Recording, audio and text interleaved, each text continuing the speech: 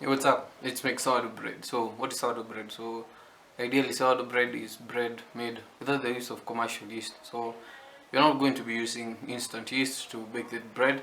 Instead, we'll be making our own leavening agent, which is commonly known as the sourdough starter. So, you'll need a mason jar, or at least a glass jar that has a lid, because this is where our starter will be living for the next close to 7 days when we are going through the process of making the actual starter. So 100 grams of whole wheat flour, warm at least 650 degrees Celsius.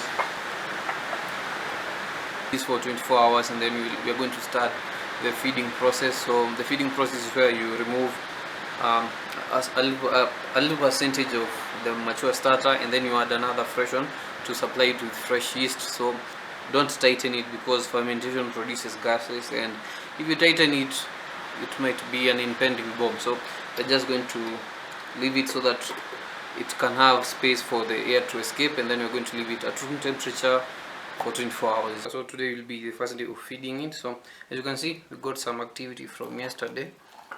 We're going to be left with 70 grams, 50 grams of all-purpose flour, 50 grams of whole wheat flour, and 115 milliliters of water. And we hope to see more activity tomorrow. Day 3, 50 grams whole wheat, 50 grams all-purpose flour, and 115 milliliters of water. Several days later. It has been going for like 7 days, so today we're going to start the sourdough bread. I'll use that 5 grams of the starter. For the remaining starter, I will just continue to feed it, and whenever I do need a starter, I'll just be using this 75 grams all-purpose flour and 75 grams whole wheat flour. It's called a levain, so it will be our raising agent. So everything is mixed up. You're going to, ideally you should put it in a proofer, but because I don't have a proofer, I just preheated my oven at a low temperature and then turn it off, and now we're going to leave it there to do its thing for the 5 to 6 hours. 800 grams AP flour and 75 grams whole wheat flour. So I'm going to mix this in. 745 grams of water. You're not looking to form a dough, you're just looking to fully hydrate the flour. You want such kind of looking dough. See, 3.5 hours into our starter developing. Now we're going to put this into the oven. We're not baking, we're just creating a proofing environment, so we're going to leave it there for the remaining like 1.5 hours. As you can see, our starter was able to rise and fall. So now we're going to pour it into our dough. You can see how activity. Then using the remainder of water that we had during the dough mixing process, we are going to spread it. Once everything is incorporated, we're going to dump our dough into our working surface. As you can see, the dough is very sticky. But now you're going to start our kneading process, but instead of going with the usual kneading process, we're going to use the slap and fold technique. So I'm going to wet my hands a little bit, and we're going to grab our dough, slap it, stretch it over itself, grab it from the sides, slap, fold, slap, fold, and we're going to do this until our dough becomes soft for like 5 to 6 minutes. A little bit too sticky, you can wet your hands, but you can see our dough has become soft and it's no longer that sticky as it was. If you're thinking this is a hell of a workout, it is.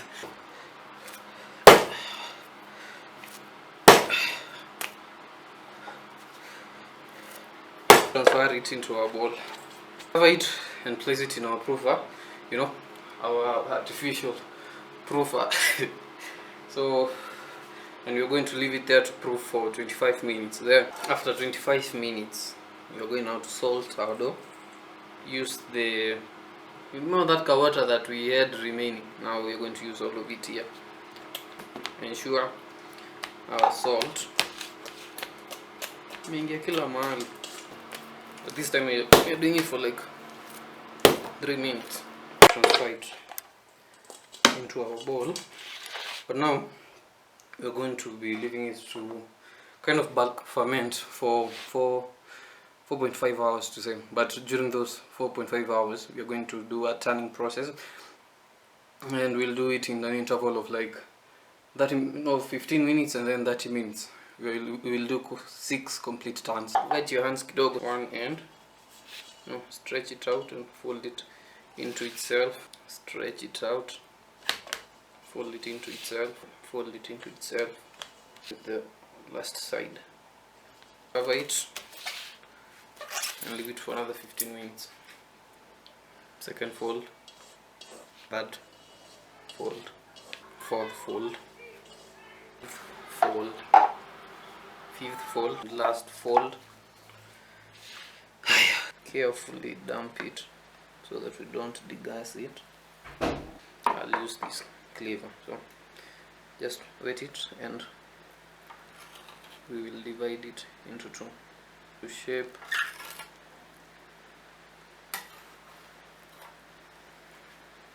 balls.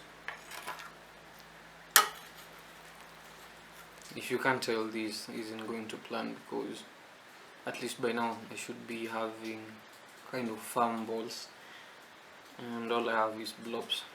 But either way we're not going to stop, so I'm going to leave them to just chill for 20 minutes as per the recipe says, and then we'll come and continue the bread making process.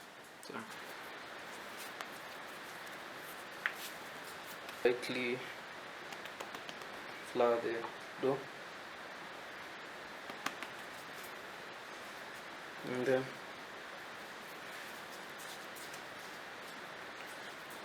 turn it so that the flour side is on the bottom. Now we're going to stretch bottom and bring it to the top, or like to the center, then stretch the left, bring it to the right, and the right to the left, then the top to the center. See?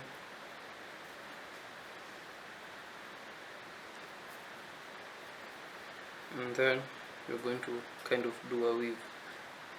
1, 2, 1, 2, and to the top, bottom, and then you're going to roll on itself like that, ensuring to seal that bottom. Then you're going to lightly plan our,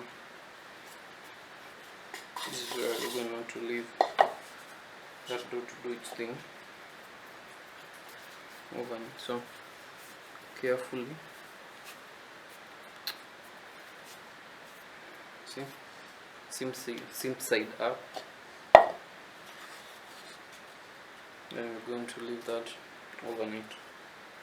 Day 2. So this, whatever this is, in the oven for 1 hour at 260 degrees Celsius. So that's the pan. Carefully drop our dough. Give it a light dust to score our dough at a 45 degree, about like half an inch. We're going to bake it in the oven for 20 minutes, covered at 260 degrees, and then you're going to uncover it and bake it for another 20 minutes at 232 degrees. Our first loaf, so we're going to let it chill and then we're going to cut into it and see our results.